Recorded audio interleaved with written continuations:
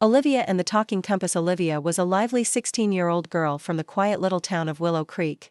She had an endless curiosity and an unstoppable desire for adventure.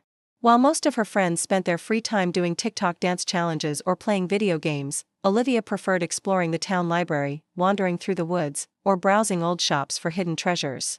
Her mom was the school librarian, and her dad was a carpenter. Growing up surrounded by storybooks, maps, and odd antiques, Olivia had learned that the world was full of mysteries waiting to be uncovered. One Saturday morning, Olivia decided to visit the local flea market. The Willow Creek Flea Market was unlike any other. Every item there seemed to have a story behind it.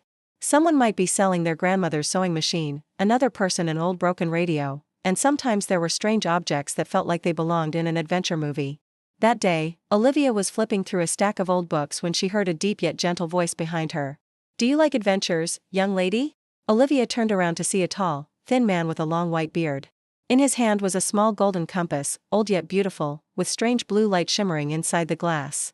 "This compass doesn't just point north," the old man whispered. "It will take you where you truly need to go." Olivia raised an eyebrow. "So, it's like an old-school GPS?"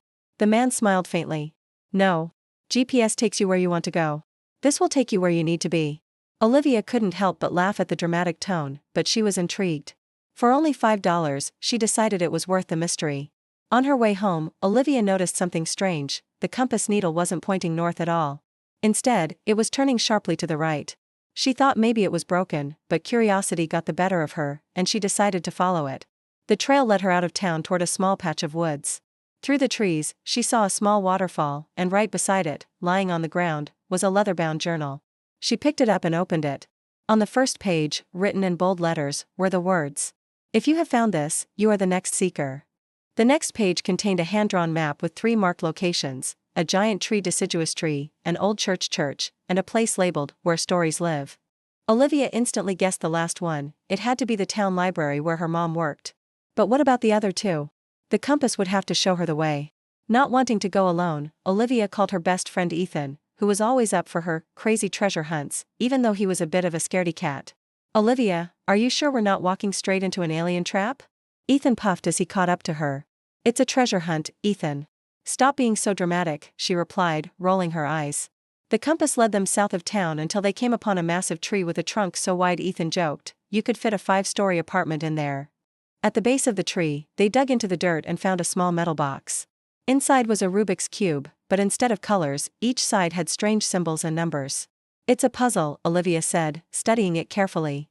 While she twisted the cube, Ethan stood beside her recording funny TikTok filters over her face. "Ethan, if you don't turn that off, I'm going to tie you to this tree," she snapped. After a few minutes, she solved the puzzle. A folded slip of paper popped out with the words, "Faith holds the key." It didn't take them long to figure it out.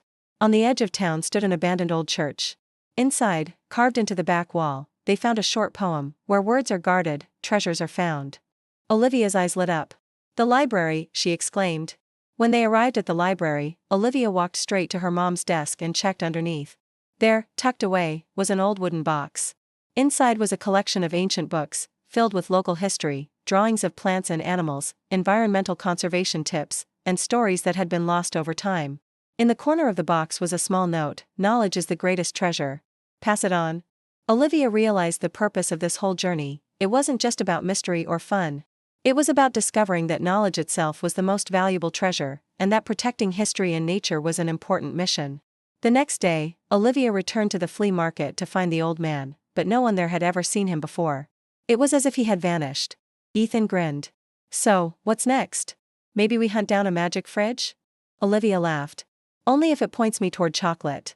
And just like that, Olivia's first big adventure came to an end, filled with laughter, mystery, lessons, and a friendship stronger than ever.